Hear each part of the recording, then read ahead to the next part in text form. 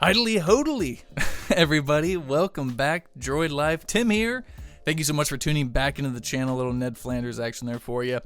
If you haven't saw it already, Kellen posted the first 10 things to do with the OnePlus 8 and OnePlus Pro. We know many of you are getting this device in hand now with the launch date coming and all that stuff. It's super exciting. It's working on a bunch of carriers here in the US. It's exciting times for OnePlus fans. So, now that the first 10 things are done, our reviews are posted, it's time to master these devices. And the way we're going to do that is with the old-fashioned tips and tricks video. I've got 20 plus tips and tricks for you here to help you kind of conquer the OnePlus 8. And there's a lot of stuff to cover. So we're not going to waste any more time. We're going to get right to it. Let's go. OnePlus 8 tips and tricks. Alright, so first thing is first when it comes to these OnePlus devices, they are easily customizable. And the way we're going to do that here is we're going to drop straight into the settings menu here and go right under customization. And here, let me bump up the brightness here just a little bit for you. So customization for this phone actually pertains to a lot of things. First, you have preset themes, which are nice vibrant tints, illuminating light, nuanced dark. That's all fine and dandy. However, we can customize almost each individual aspect ourselves personally. So, first things first, wallpapers, clock style on the ambient display, fingerprint animation, horizon light, all that is great. But let's start real quickly with the system customization. So we can choose an accent color, and there is a large variety of colors to choose from. You can also kind of go in here in these sliders and make your own color. That's totally fine. You can also enter a hex code here if you have a particular color in mind. Like if I wanted to do the DL pink or the DL gray, I could easily implement that. So real quickly, if we, here, let me just back out of there real quick, discard, jump right back in. So let's say I wanted to do a purple or red, anything like that, that's fantastic. I can quickly check that, and then that's going to, in the background, set the whole system to have that red accent color. The tone is the light versus the dark theme. Android 10, most devices have this, except OnePlus kind of takes it that extra step and allows you to kind of tweak it a little further. So, of course, there's your standard light mode, but me, personally, I enjoy having the darker looking aesthetic, the UI. System icons, being able to kind of change the way those look, round, square, teardrop, rounded rectangles, whole bunch of different options there. I'm going to stick with circles. Icon pack. Not a lot of OEMs are allowing for just custom icon packs off Google Play. OnePlus does, so huge props to OnePlus for that. I've downloaded a few that I really appreciate. There's the Pixbit one, which is a lot of fun, the Viral, the Crayon. So all you have to do is when you download one off of Google Play, you'll see it populate right here. And there's another way to access this that I will get to later. But so right here, Pixbit, Google Play, let's say I like that one. I can just go ahead, check that. Now all of my icons are from the Pixbit pack.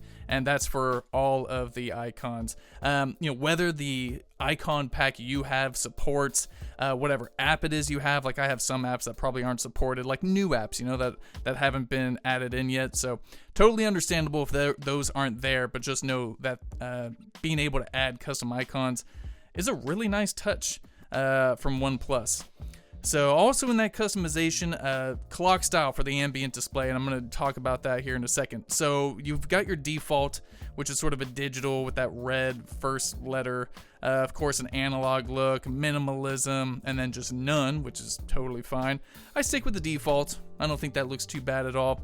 Now a big one here is the fingerprint animation effect. So when you're on the lock screen and you do this animation, it's really quite bright, and I wouldn't say obnoxious, but it's really bright and tough to look at. So there's a lot of different animations you can choose from, like the ripple, the stripe, and all of these look actually pretty sick. And then of course, no animation whatsoever, but I've been liking the Cosmos. I think it comes out of the box with the energy, which was just like a little too intense. The ripple, nice and minimal. I like that quite a bit, actually. Oh, let's go ahead and apply that. So now we've got our fingerprint animation set. Now we've got our horizon light. So the horizon light, as you can see in this animation, when the display is turned off and a notification comes in, the edges of the display light up sort of on those curved edges, similar to what Samsung has been doing for its curved displays. So if you want a specific color for that, you can choose from a few. Unfortunately, there's no real customization there in terms of what color you can select. You pass the preset colors of purple, gold, red, and blue. So if you appreciate one of those, just click it, and there you go. Moving on, you've got font, and this is the last part of the customization. So you can choose between OnePlus's Slate font, or of course the standard Google Android Roboto font. I go with the OnePlus Slate. It's a bit more, I don't know, what's the word, it's got a bit more edge to it, I guess is the best way to describe it. Roboto is a bit more rounded in certain parts, so I just go with the OnePlus Slate font. They've been pushing that. I mean, they all pretty look the same, so that's it for customization, at least on sort of this base level. And yeah, I've always really appreciated the way OnePlus allows for customization. I know a lot of companies are trying to kind of get into that, especially when it comes to the third-party icon packs off of Google Play. I think that's a huge addition for OnePlus fans, so definitely take advantage of that. Next up, given that this is Android 10, we've got to talk about gestures. So inside of the settings menu and then inside buttons and gestures, go into there and check out quick gestures. Now, these quick gestures allow you to do quick navigational things with the device, and they are sick. So you've got a few system gestures like flip to mute, 3-finger screenshots. Those are boring. What I'm talking about here are the screen off gestures, and these things absolutely slay if I can get it to focus here. Come on, baby. There we go. All right, screen off gestures. So first off, double tap to wake. You absolutely want that enabled. So when the display is turned off, you just give it the old double tap, and that's going to wake the display. Then you can unlock it, get into your phone, all that good stuff. However, what's really cool is these letters that you can draw to open up certain applications. So let's say, for example, if I draw the letter O, I'm going to open the camera. If I draw a V, it's going to turn on the flashlight. If I draw an M, I'm going to open Spotify, and I can set also ones for S and W.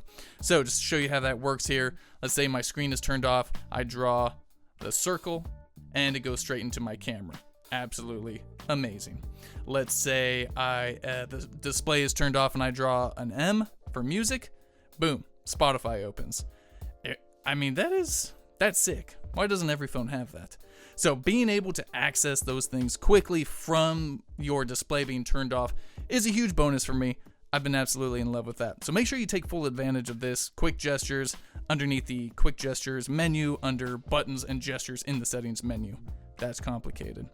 Moving on, let's talk about scheduling all the things. So there's a few things to schedule: night mode, do not disturb, and then also being able to control the sound and vibration of the device. So first up, let's go night mode under settings, display, and then right there under scenes, you're going to see night mode. So when we hit night mode, we turn on. So night mode is going to take away the blue light. It's a blue light filter for the display. And I have mine set from 8 p.m. to 8:15 the next morning, so 12 hours there of not a lot of blue light coming in. You can change up the color temperature and the lightness, and there's also a piece inside the OnePlus Laboratory that I'm going to touch on here in a little bit, how you can even make this darker if you so desire. So, you know, at night when you're kind of laying on the couch or in bed, it's really nice to have that night mode turned on. So one of those first things that I do is sort of set the scheduler to turn that on automatically. That way I don't have to mess with it. Moving on, I got to schedule the do not disturb, and that's going to be under settings, sounds, and vibration. So right under there, boom, right here kind of towards the middle, do not disturb. So I've got mine scheduled. This is one of those things we always tell you to schedule because it's nice. Automatically turn on, so I've got my sleeping schedule set here, and you can customize that by hitting the little gear. I've got a start time for it of 10 p.m., so I'm not going to get any alerts coming in after 10 p.m., and then it ends at 7:50 the next day. You know, before my start time of 8 a.m. in the morning, I don't need a lot of emails or things kind of dragging me down when I'm trying to walk the dogs and etc., eat my breakfast and all that good stuff. So I just set that, let it go. You can add more schedules if you want, if you have particular ones you want for the weekdays, weekends, etc. So you can have all of that. Also, under sounds and vibration, now this will be important for everyone to know, this is where Dolby Atmos is housed. So inside of here, you can choose up how you want your sound profile to be on the device. So they call it scenario-based enhancement. So if you're watching a movie or listening to music, you can have your sound catered to that particular experience or that whatever it is you're doing on the device. Also housed inside of the sounds and vibration is live caption. So live caption, I believe, came with Android 10, and I think they showed it off at Google I/O in 2019, if I'm not mistaken. So when this is enabled, and you can also access it from the volume button here in one of the latest updates for the OnePlus phone, turn it on and off from there. That's the little box with the check through it. So when you have that enabled, and your sound is muted or not muted, it'll automatically caption whatever is coming in on the display and show you that in text that you can read. So a nice little accessibility option there for anyone who needs it. Touch vibration also in here, so haptic feedback for tab, keyboard, and more. If you don't like, I know a lot of people who just don't want haptic feedback turned on, and you can access that right from the sounds and vibration menu. So all good things, sound and vibration, and definitely make sure you schedule up night mode and do not disturb. While we're still in the settings menu, let's go over reading mode. So under settings and then display, you're going to scroll down a little bit, and right underneath night mode is reading mode. So reading mode kind of creates a mono effect or a chromatic effect to make text easier to read. Let's say you like reading books or read a lot of online articles. You can enable this and make reading a bit easier for your eyes, at least while on the smartphone. So you can turn that on. You can have it set to the chromatic effect or the mono effect by under the settings. But then also you can block peak notifications while in here, and then also add your apps for that reading mode. So when those apps are opened, it's going to automatically toggle the reading mode. So nice to know. Also under display, I want to talk about status bar customization. So if you go scroll all the way down here, you're going to see status bar. And we're going to hit on status bar, and then right here we can now customize how our battery looks. We can toggle battery percentage on off. We can display our network speed. We can show the time, hours, minutes. You can kind of swap up, or you can just have it not display at all, which is totally fine because I use a big widget on my home screen, so I don't necessarily need the time shown up there in the corner. And then also a complete icon manager. So let's say I've got voice over Wi-Fi going and NFC and all that, but I don't need all those icons to know that NFC, especially NFC. I don't need to know that it's enabled in the background. So you can simply disable that. All the way here at the bottom is NFC. You can just untoggle that. Voice over Wi-Fi, say I don't like that big square icon, I can simply untoggle it and boom, it goes away. Absolutely fantastic. If you don't need that information and it clutters up your display bar, your notification status bar, then why even have it there? Being able, again, just to customize all of these things is really great. It really helps you feel like the phone is yours. So of course, I appreciate that. For ambient display, under display, right underneath reading mode, vibrant color effect is ambient display. So let's talk about that. Ambient display is this thing. And so if you want to, if you want to enable that or see it, you can have different options for seeing it. So pick up your phone to show, tap the screen to show, both good options. I've got them both enabled.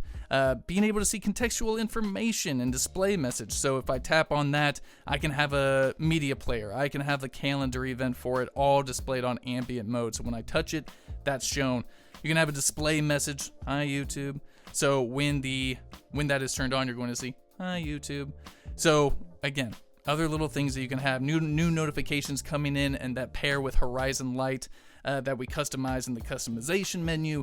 This all ties in together, as you can see. There's a theme going, and of course you can get to the Horizon Light menu from there as well. This all ties in. It's a very nice little system.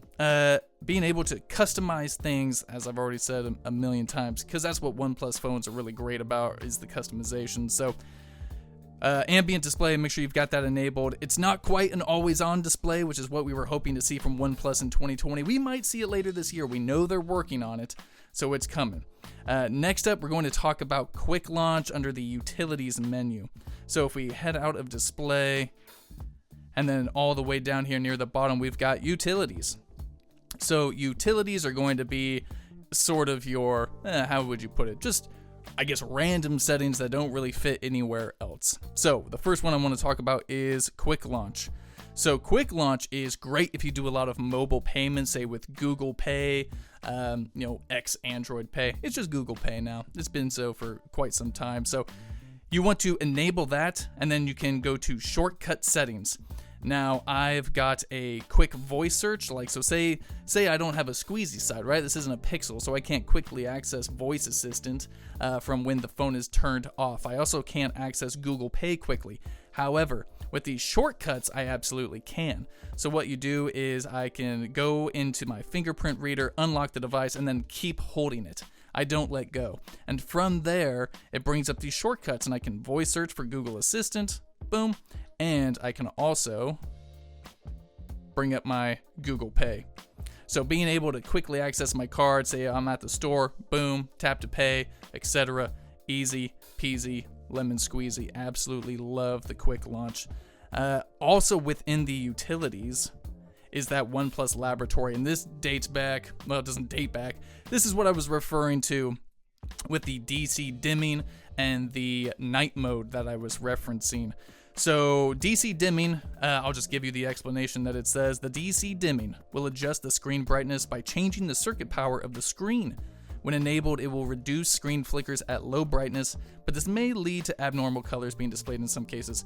So I've activated this, and from what I can tell, at least from when I had it enabled to disable, when I would have the night mode turned on and the screen display brightness all the way to its lowest setting, I mean, it was getting extremely low. You could almost barely see the display.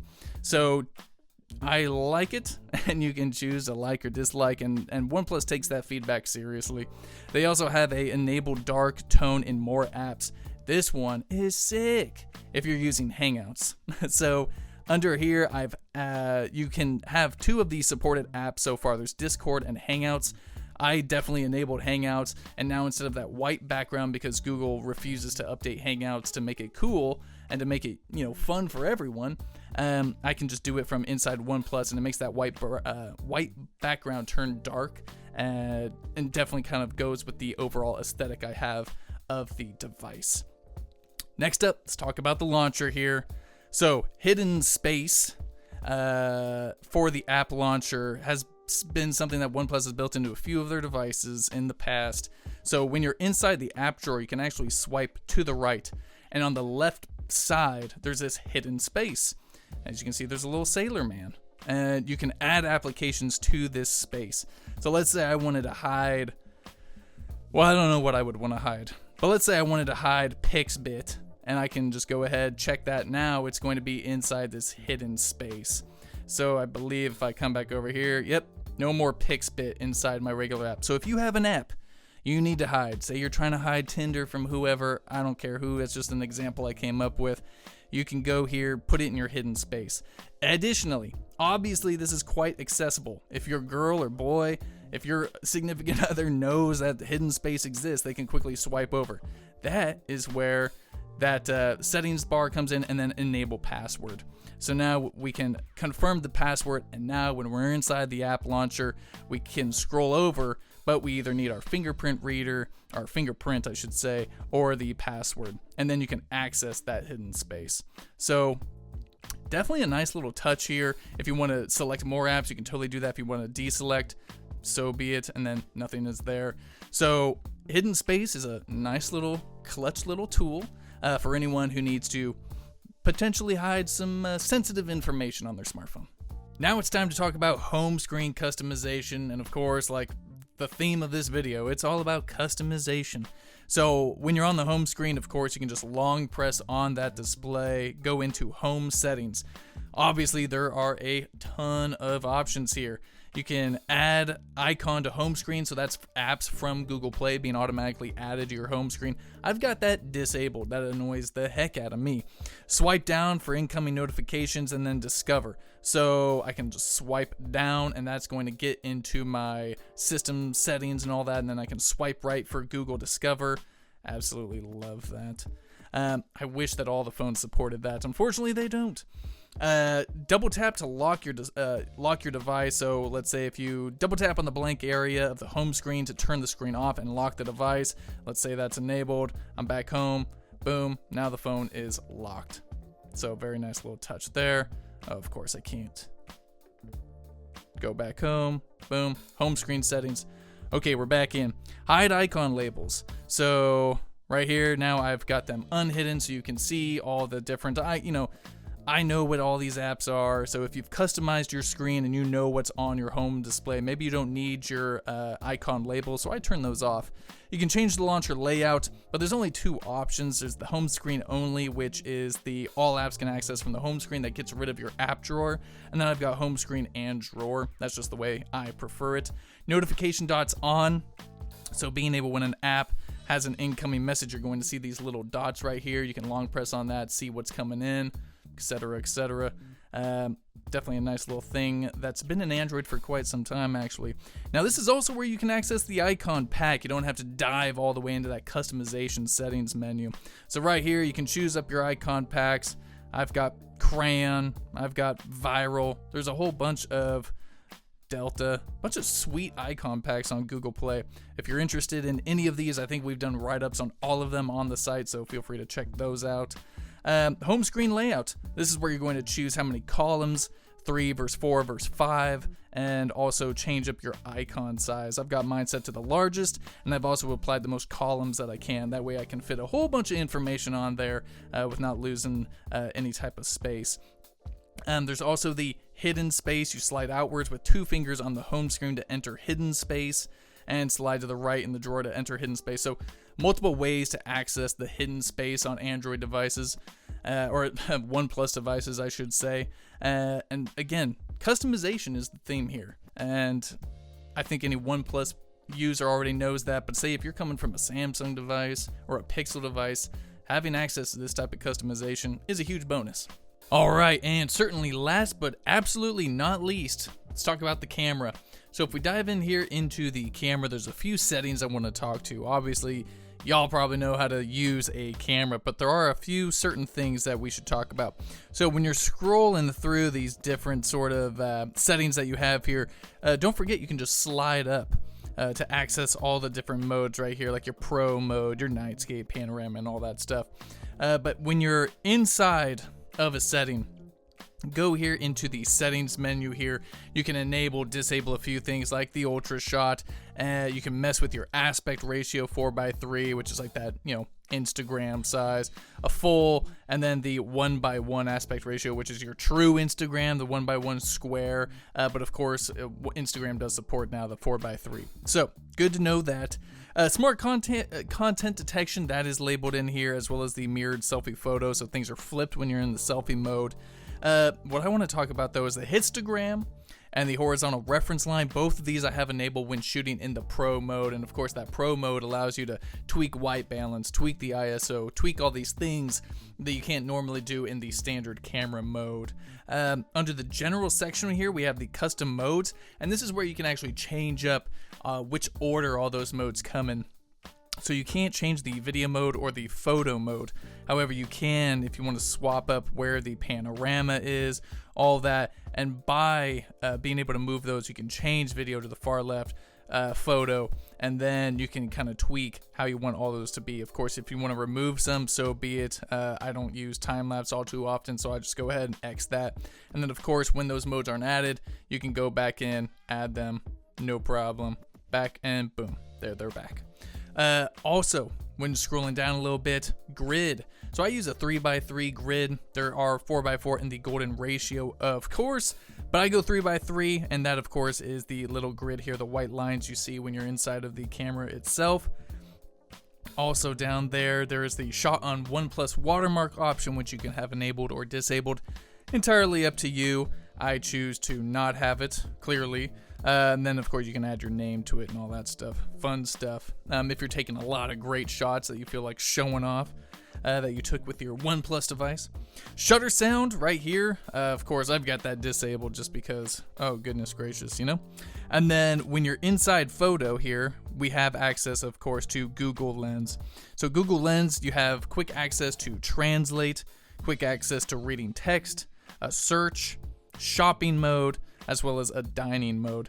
So just to give you an example real quick of how this works, let's say I've got a catalog here, and I want to search up something that's in this catalog. So I've got Swiss cheese vine plant here. I can hover over this. I can select the text. I can drag. So now that I've got my text selected inside from Google Lens, I can change up what's highlighted. Now it's going to automatically Google Swiss cheese vine. I can pull these results up, and then boom. Now I've got access to listings for this type of plant. I can see different information for this plant, buy it, etc. You can do that for all sorts of things. Definitely isn't restricted just to plants. Google Lens can actually come in handy a lot if you're scanning barcodes or whatever, what have you. If you're looking for certain shoes, Google Lens is actually pretty nice, and having that baked into the camera is sick. So there are some tips and tricks for the OnePlus 8. If you don't have this device and you're interested, they start at $699, I think it is. Pretty killer price for this device. We've got our full reviews up on the site, droid-life.com. So check out the full reviews. Check out Kellen's first 10 things if you haven't already. And if you guys have any questions, comments, you got some tips you want to share yourself with the community, feel free to leave them down in the comments. And until then, we love you. Stay safe, wash your hands. Peace.